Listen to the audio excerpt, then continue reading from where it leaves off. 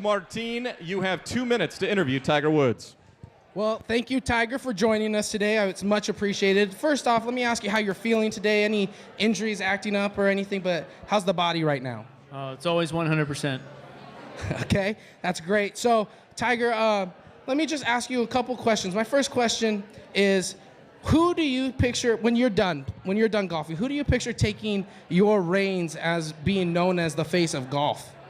I'm not really worried about that. I just want to win tournaments. Okay, so that makes perfect sense. What tournament are you next involved in? You don't know my schedule? Okay, well, either way, I don't know your schedule personally. Sorry about that. But I want to talk to you about your father's influence. I personally didn't have a father in my life, but I want to know his major influence because I know it's had a big role for you. No, it's a good question. He was a major influence for me, and even though he was hard on me, I think I would never be here today without my father, Earl. So with that, do you have any advice for dads out there who are maybe coaching their kids and want to pass on advice of how to do that and get your point across without maybe driving the relationship to a bad place? Don't cheat on your wife. That would be my first piece of advice. But also, I think put him on the putting green for 20 hours out of the 24 a day. That'll get you far. Okay, that makes complete sense.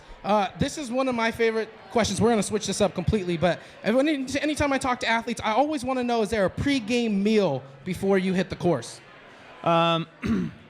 Yes. Her name is Candace. Okay, thank you, Tiger, for your interview today. Much appreciated.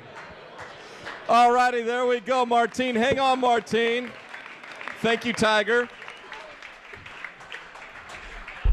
Tiger going back to Bennigan's to look for dates. All righty, where do we want to start? Let's start with Josh and kick us off here with some thoughts for Martin. I thought he did a good job when it came back, rallying back again and keeping it interesting. And when you get tough questions, sometimes you got to think on your feet. He did a good job doing that.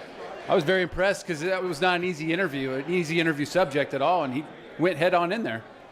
And Dusty Hara, we've all been in there where the subjects are a little reluctant to get going at first. Well, yeah, and that is Tiger Woods, and that's a tough one because he will question you if you don't know his schedule and stuff like that. But I thought you did a good job, and you were confident. You seemed like you were a little nervous when you walked up. That might be because you had to get saved last week. But right when you kind of got in the rhythm of it, the nerves went away, which is the thing that I was looking for the most because it's hard to go first. It's hard to be the guy that was up for elimination last week, and I thought you did a very good job of rebounding this week as opposed to the two previous weeks. Let's go to your coach now, Suk. Suk over there. I know you'd like to take a crack at interviewing Tiger Woods sometime. How you think Martin did? More importantly, P1 Pam brought me banana bread, and I love banana bread, so I'm a bit distracted right now. No, I thought you did a good job. Look, that's a tough interview, and it's a little awkward up there with Rob having it up there. I thought you did a good job. I thought early on you got flustered a little bit, but as you found a groove, you were a little more conversational. So all in all, for a tough situation, I thought that was one of your better performances. If I have one piece of advice, it's just stay conversational. I thought, don't let them see you sweat. Don't let them see you get flustered. And I thought you did better as you went on. Thank you, Martin. Well done.